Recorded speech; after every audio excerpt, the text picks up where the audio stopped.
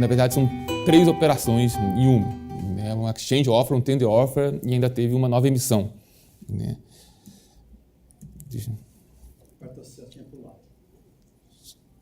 Tá. Estamos muito alegres de receber o Petrobras aqui. Não, fico muito satisfeito também, né? Depois de muita turbulência, acho que é importante estar voltando. Nosso companheiro que está lá, o Nelson Carvalho, né? Sim, sim. Meu amigo de 60 anos. Não, ele tem sido muito importante, né, em todo esse processo de reconstrução, inclusive de passar confiança para o time, acho que é muito importante, né? Então, primeiro falar das motivações, rapidamente, né, que levaram a gente fazer essa operação. O grande driver da operação foi a extensão do prazo médio da dívida da Petrobras, né? Não é surpresa para ninguém, não é de que a Petrobras a situação melhorou muito, mas ainda tem problema de liquidez, principalmente no curto prazo, problemas que ainda eram maiores aí em idos de 2017, né? A gente também tinha uma preocupação nessa ideia de estender a dívida da Petrobras, de maximizar por operação. A gente já tinha feito operações de recompra de bonds, tinham sido ótimas operações, mas a gente sentiu que não tinha ido tão profundo em algumas séries de título, porque os investidores eles não queriam sair do risco Petrobras. E muitas vezes, quando eles vendiam os seus bondes, não tinham a garantia necessariamente de ser realocados num novo bonde que a gente emitia. Então, muita gente preferia segurar o papel, até por normas de ter a Petrobras nas suas carteiras. Então, a intenção foi oferecer uma operação no mercado no qual todo mundo que quisesse manter a sua exposição à Petrobras conseguisse fazer isso e alongar os títulos que tinha, principalmente no curto prazo. E, sem dúvida, também aproveitar as boas condições de mercado da época, né? Que é só o CDS da Petrobras em 2017, né? Que mostra também todo o trabalho que veio sendo feito. A gente chegou num ponto aqui, agora já até baixou, mas num ponto significativamente baixo, que era, ou seja, a gente tinha claramente uma janela de mercado que tinha que ser aproveitada. Rapidamente descrevendo a operação, né, ela foi feita através da PGF, a Petrobras Global Finance, que é a nossa subsidiária lá na Holanda. A gente lançou a operação, né, divulgou a operação no dia 18 de setembro de 2017.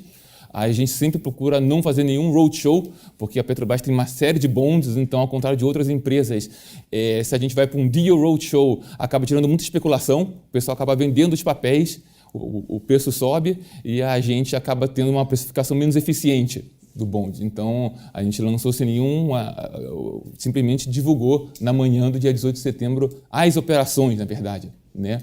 Liquidamos no dia 27 de setembro. O primeiro movimento foi uma emissão de 2 títulos, né? Porque a gente queria, para facilitar essa troca de títulos, a gente emitiu 2 bonds para criar 2 pontos na curva, para ficar mais fácil depois do pessoal que tivesse seus bonds antigos trocar dos bonds antigos para os novos. Então, primeiro foi uma emissão pura e simples, o plain vanilla, de 2 bonds, os chamados Will Not Grow, então 2 bonds de 1 bilhão cada um, com vencimento em 2025 e 2027. Feito isso, também foi anunciado a troca, né, o exchange, uma troca de títulos, com vencimentos exatamente o que o pessoal podia trocar, dependendo dos seus títulos, entre 19 e 21, podiam trocar exatamente por esses títulos de 25 e 28. A adesão total foi de 6,8 bilhões, quase 50% do total que a gente tinha ofertado. E, ao mesmo tempo, também teve uma recompra de bonds. Por quê? Porque esses bonds foram emitidos dentro da regra 144A da SEC, que não permite que a gente faça essa oferta para os investidores de varejo. Foi uma oferta destinada principalmente para os investidores institucionais, os chamados SQIBs. Então, para os investidores de varejo, para a gente ser fair, a gente pelas normas, é necessário ofertar também, eles não podem fazer o exchange, eles não podem trocar, mas se eles quiserem, eles podem vender os títulos deles. Então, também, ao mesmo tempo, também houve uma oferta de recompra de bonds destinada somente ao varejo norte-americano. E tivemos 7 bookrunners / dealer managers nos apoiando na operação. Essa emissão de 2 bilhões que você falou, qual era a contrapartida? Que você falou, se ofereceu para os bons antigos. A gente criou 2 pontos, na verdade, porque quando a pessoa vai trocar o bonde, vou ter um novo bonde aqui, vou trocar por quanto? Então a gente emitiu 2 bondes, esses 2 bondes foram emissões, uma emissão nova, independente. Exatamente. Então, teve, inclusive, novos investidores nesses primeiros 2 bilhões. Então, esses primeiros 2 bilhões foram destinados somente ao mercado em geral. Foi oferta simples. Oferta simples, isso. Não foi troca. Não foi troca.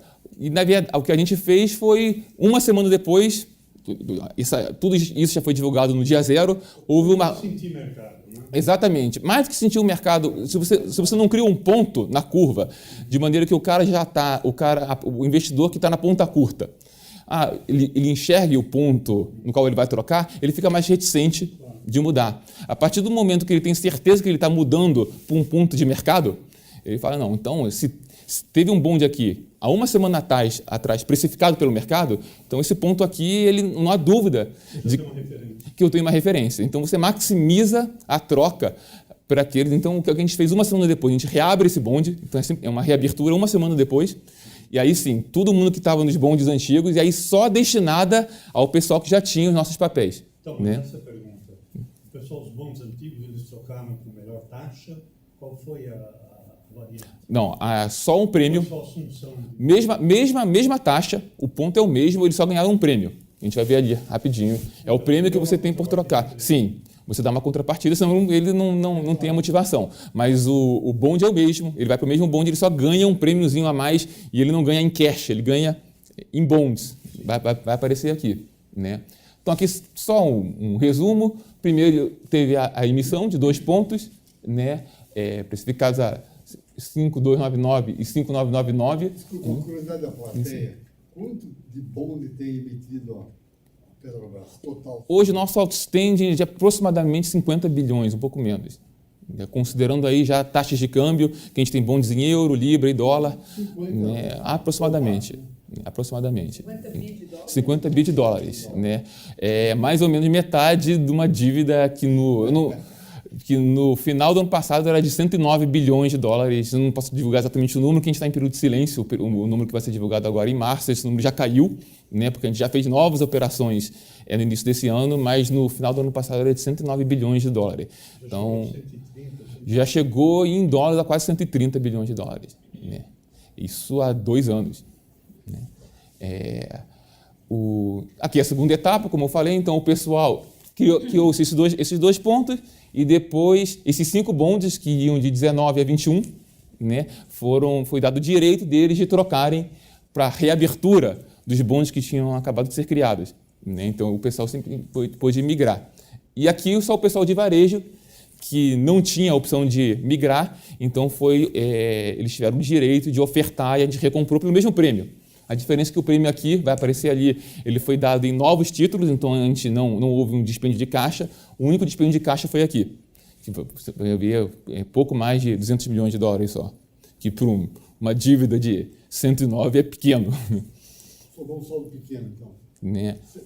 Sobrou um saldo de aproximadamente 50%. A adesão foi... Na ficha está um pouco confuso isso. Só esclarece ali. Você ofereceu 6,8. Não, aquilo ali já é o resultado.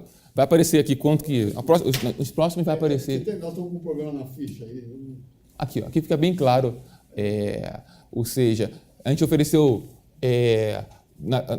aqui no Exchange, que é a principal operação, né? Isso aqui foram os bondes oferecidos, que o pessoal podia trocar. Aqui o outstanding deles, né? Dá mais do que 12 bilhões, né?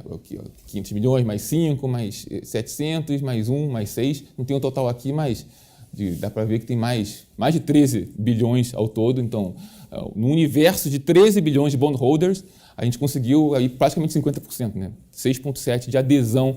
É uma grande adesão, uma adesão significativa, que é importante para uma empresa que está com ainda uma situação de liquidez que não é confortável. Então, era importante a gente estender essa dívida.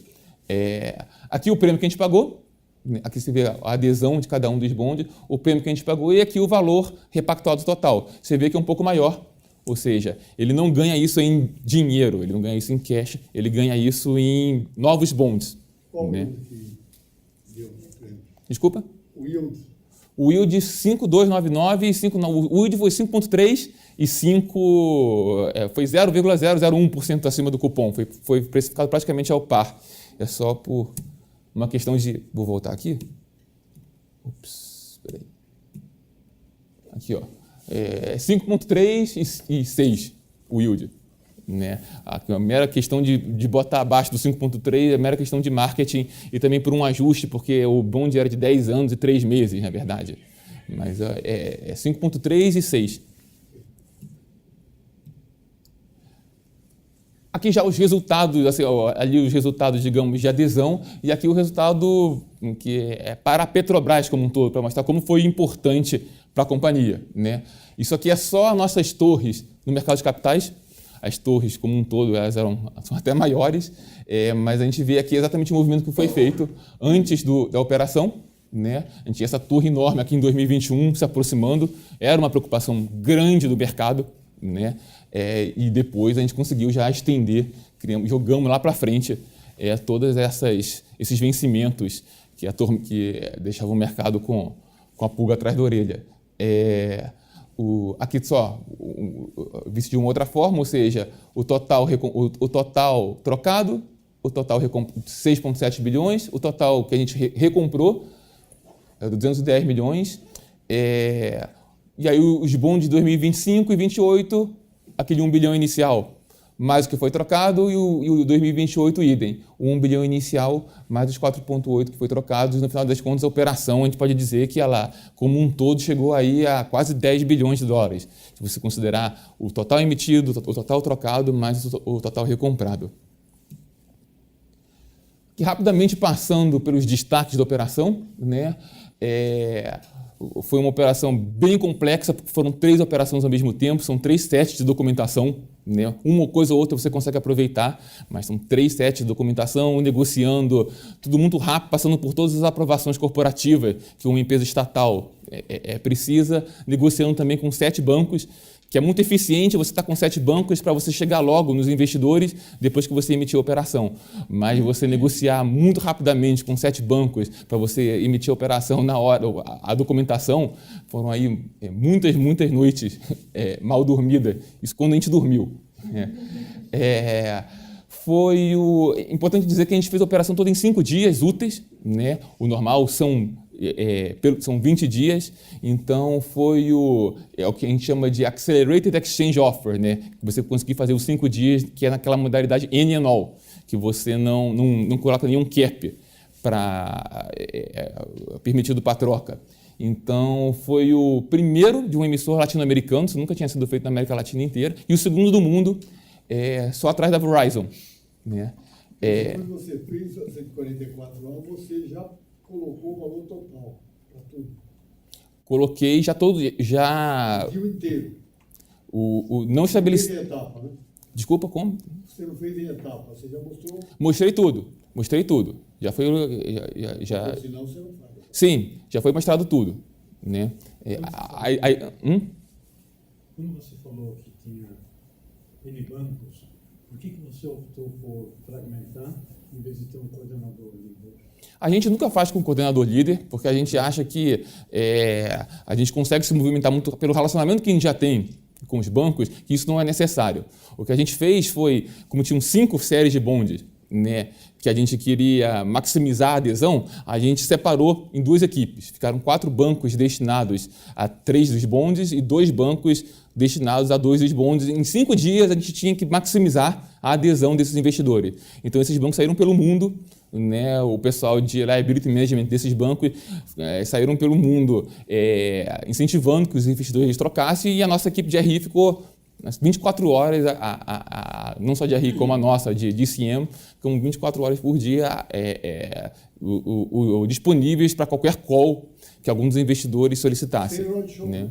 Sem roadshow. O roadshow atrapalha a precificação. Né? No nosso caso, a gente faz, né? Acaba sendo prejudicial para a gente. Foi o primeiro,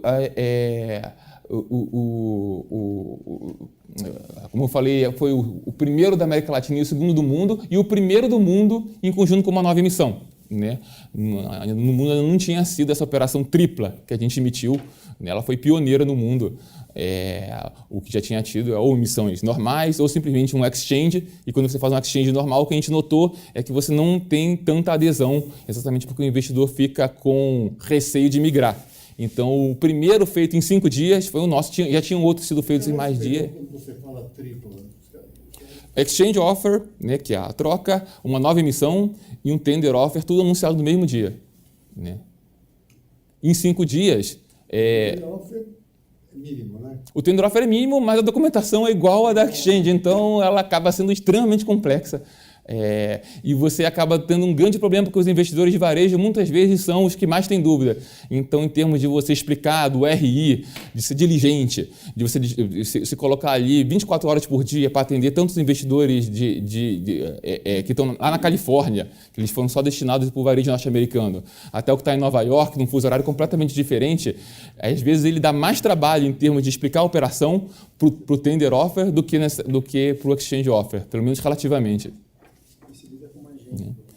Você lida com mais perguntas, e mais perguntas, assim, com todo respeito, bizarras, né?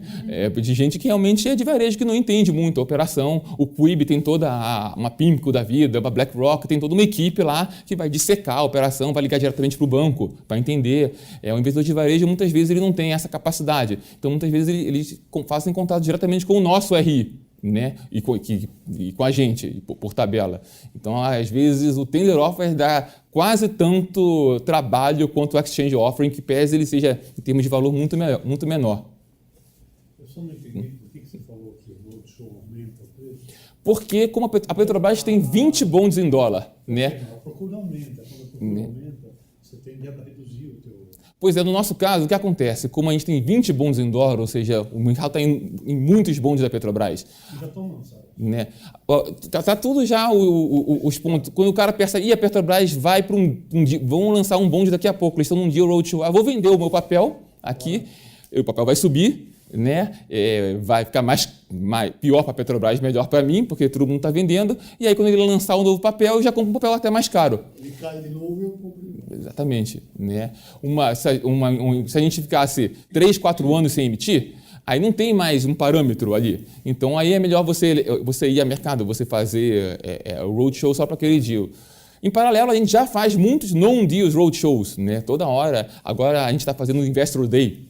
Todo ano tem o Investor Day em São Paulo, Londres e Nova York. Vai a equipe inteira, a diretoria inteira da Petrobras vai lá, vai o representante do Conselho de Administração, vão lá. Ou seja, é dado bastante disclosure da companhia, de forma que não precisa ter um roadshow somente para aquele deal. Se a gente pegar o mercado de surpresa, a gente, historicamente, pode dizer que a gente consegue melhor precificação do que se fizer um deal. Isso é uma coisa a ser divulgada, ou seja, não só o roadshow para uma operação, mas o roadshow para mostrar a empresa. Sim, está cada vez mais sendo divulgada. Eu acho Né? que Isso já tem, ano passado foi São Paulo, e esse ano a gente vai repetir de novo, São Paulo, Londres e Nova York, exatamente para pegar os 3 mercados. Isso sem contar outros. A gente recentemente voltamos da Ásia, num roadshow lá, a gente não fazia roadshow lá há anos, voltamos lá para tentar maximizar a adesão dos investidores asiáticos que estão sumidos da companhia. Eles são muito focados em investment grade, mas aos poucos a gente sente que eles estão voltando. é a sua luta com a Standard Poor's, O quê? Desculpa? a sua luta com a Standard Poor's.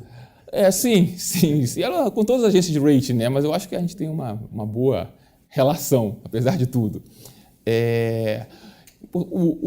Agora, somente na nova emissão, o livro foi de aproximadamente 9 bilhões, né? Um oversubscription de 4,5, né? Foi o maior exchange offer de um emissor corporativo da América Latina. Então, aí juntando todos, não só os 5 dias, mas todos os exchange offers que foram no prazo normal, que é de 20 dias, foi o maior da América Latina.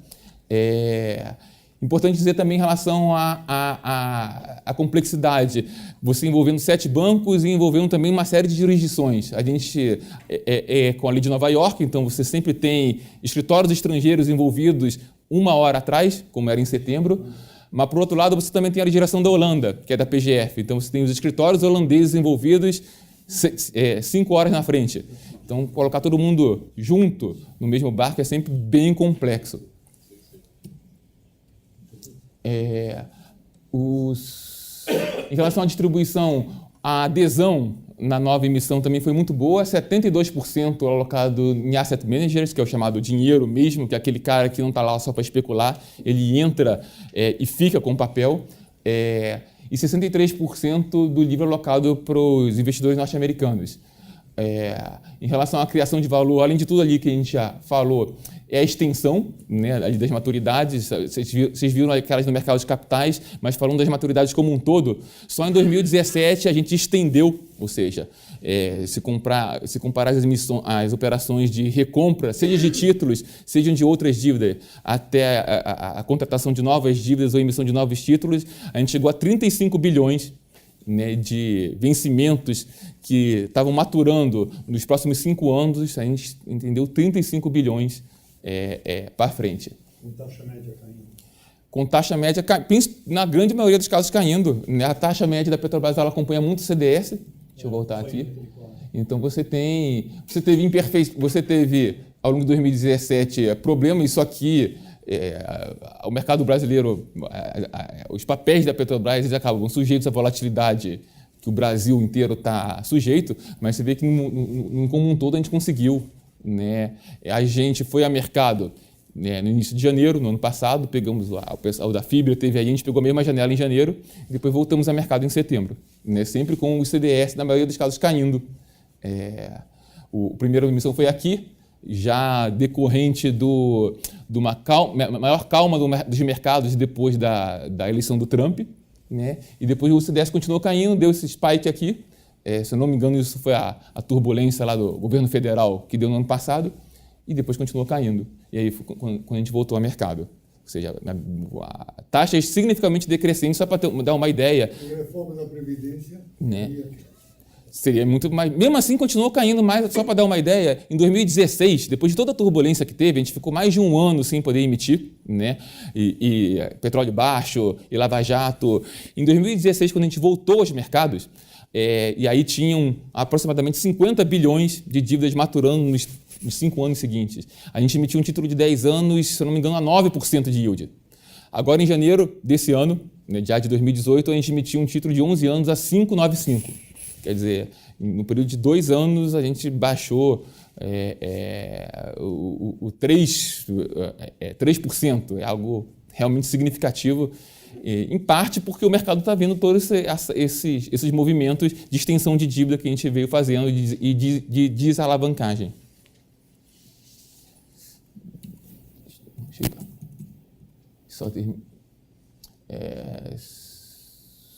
Então, aqui são os resultados, né, que a gente em termos de extensão da dívida. E outro fator foi que, assim, que acho que digno de ser pontuado, que foi a nova emissão foi toda precificada em um só dia, né? Que você evita, no mercado sempre muito volátil, você evita surpresas. Então, a gente anunciou de manhã e aqueles 2 primeiros pontos, no final do primeiro dia, eles já estavam precificados. Isso, inclusive, facilita depois o pessoal trocar, porque no final do primeiro dia ele já tem ali os 2 pontos, não precisa ficar esperando 1 dia ou 2 dias a mais para precificar e ficando naquela incerteza. No primeiro dia você já tem a parte da nova emissão toda precificada. Né? Sem contar os no issue premium, que é aquele prêmio que você paga quando faz uma nova emissão, né? A gente vinha pagando aí ao longo de 2016, 2017 entre 15 e 20 bips, esse até digamos, historicamente é mais ou menos o normal aqui na América Latina. A demanda, aquela oversubscription de 4,5% que a gente mostrou ali, permitiu que na tranche de 7 anos a gente tivesse 0 de NIP, né? E na de 10 anos, 10 bips, que é bem pouco. Só que em janeiro de 2000, esse movimento, em janeiro agora de 18, a gente emitiu a menos 5 de NIP, ou seja, a gente está cada vez melhor. Exatamente. E é isso. A gente está, assim, mais alguma pergunta? Acho que já teve bastante pergunta, mas estamos Estamos abertos aí a isso. Você quer fazer uma coisa final, assim? Acho que é só mostrar que, assim, que o mercado está cada vez mais... E eu não falo só em nome da Petrobras, falo em nome acho que do Brasil. Acho que o mercado nos últimos anos está cada vez mais receptivo, o mercado internacional, para as companhias, para as empresas brasileiras como um todo. Né? Mostra que o mercado está olhando muito bem. Acho que o desempenho de todos os papéis na América Latina, especificamente do Brasil, foi fantástico. No início desse ano, em janeiro, a gente bateu o recorde de emissões, não só pela Petrobras, mas diversas empresas foram ao mercado. Então, mostra a confiança do mercado internacional, que mesmo num período de muita volatilidade, né, um ano eleitoral, eu acho que mostra a confiança do mercado, que se a gente fizer o dever de casa certinho, não só a Petrobras como o Brasil, o potencial de acessar esse mercado, que é um mercado muito profundo, é enorme. Maravilha. Obrigado.